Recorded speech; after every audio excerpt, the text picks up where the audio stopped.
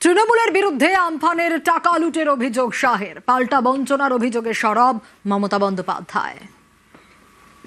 सुंदरवन में अम्फान तूफान के मोदी जी ने हजारों करोड़ भेजा है।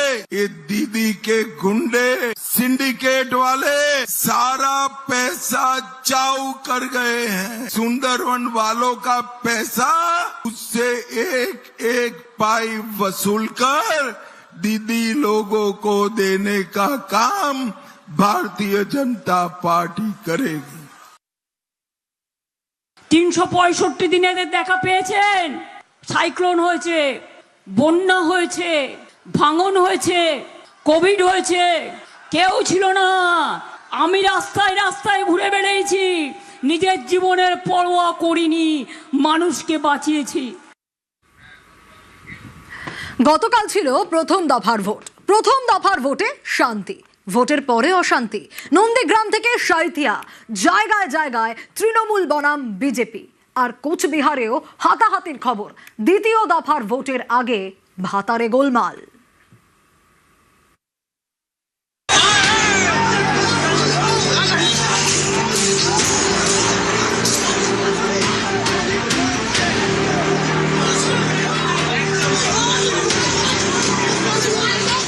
খুন নেই, বোমাবাজি নেই, গুলি নেই, মাস্ক পরে ছাপ্পা নেই, বুথ দখল নেই, বাইক বাহিনীর দাপাদাপিও নেই। এবার বাংলায় প্রথম দফার নির্বাচনের শান্তি, কিন্তু ভোট মেটার পরে একাধিক জায়গায় অশান্তি।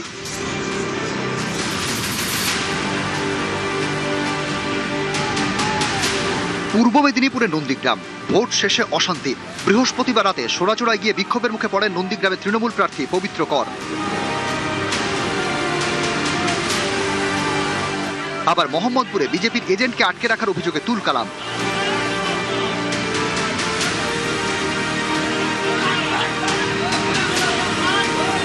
বিজেপির অভিযোগ, মোহাম্মদপুরে তাদের বুথ এজেন্টকে আনতে গিয়েছিলেন দলের কর্মীরা। সেখানে তাদের 3 কর্মীকে মারধর করে তৃণমূল। পাল্টা রাস্তায় টায়ার জ্বালিয়ে অবরোধ করে বিজেপি। বিজেপির অভিযোগ মানতে নারাজ তৃণমূল।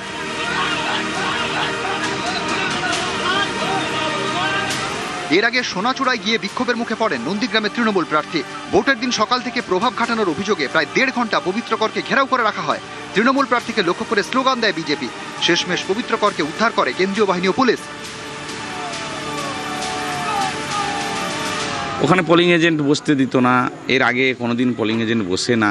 এখন পোলিং এজেন্ট এবারে বসিয়েছি এবং সেখানে শেষমেশ নির্বিঘ্নে নির্বাচনটা সম্পূর্ণ করে পোলিং এজেন্ট বেরিয়ে এসেছিল, তখন তাকে মারধর করে। সোনাচূড়ার সাউথখালীতে তৃণমূল কংগ্রেসের প্রার্থীকে 2 ঘন্টা আটকে রেখে সাধারণ মানুষ বিক্ষোভ দেখিয়েছে।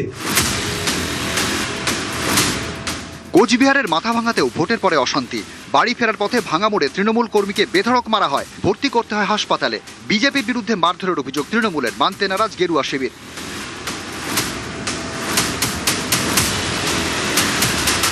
তৃণমূলের পার্টি অফিসের সামনে আমাকে পিছন দিকে মোটর সাইকেল দাঁড়িয়ে ধাক্কে ফেলে আর ফটাইলো, ঘুষাইলো।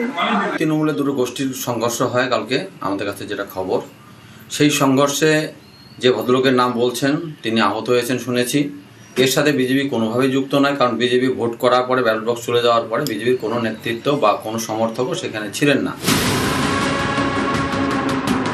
কোচবিহারের মেখলিগঞ্জে ডিআরডিসির সামনেই হাতাহাতিতে জড়ায় তৃণমূল বিজেপি। ডিসিআরসির ভেতরে বিজেপি কর্মী ঢোকার অভিযোগে বিক্ষোভ দেখায় তৃণমূল। পাল্টা বিজেপিও আসরে নামে, শুরু হয়ে যায় হাতাহাতি।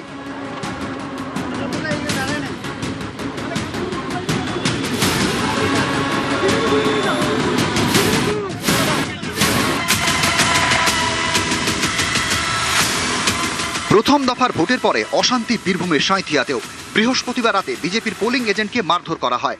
বিজেপির অভিযোগ তৃণমূলের বিরুদ্ধে, যা তৃণমূল মানতে নারাজ। তাদের দাবি বিজেপি হামলা চালিয়েছিল। পূর্ব বর্ধমানের ভাতার 29 এপ্রিল শেষ দফায় ভোট। ভোটের আগে ভাতারে গোলমাল। বৃহস্পতিবার ওড়গ্রামে প্রচার সেরে বাড়ি ফেরার পথে বিজেপির বুথ সভাপতি ও তার স্বামীকে মারধরের অভিযোগ। বিজেপির অভিযোগ মানতে নারাজ তৃণমূল। নতুন গায়ে প্রচার করে আমার সন্ধ্যে গিয়েছিল, আমি বাড়ি যাচ্ছিলাম, কাগজপত্র নিয়ে সব ধরে আমাকে ওখান থেকে নিয়ে সব জলে ফেলে দেয়।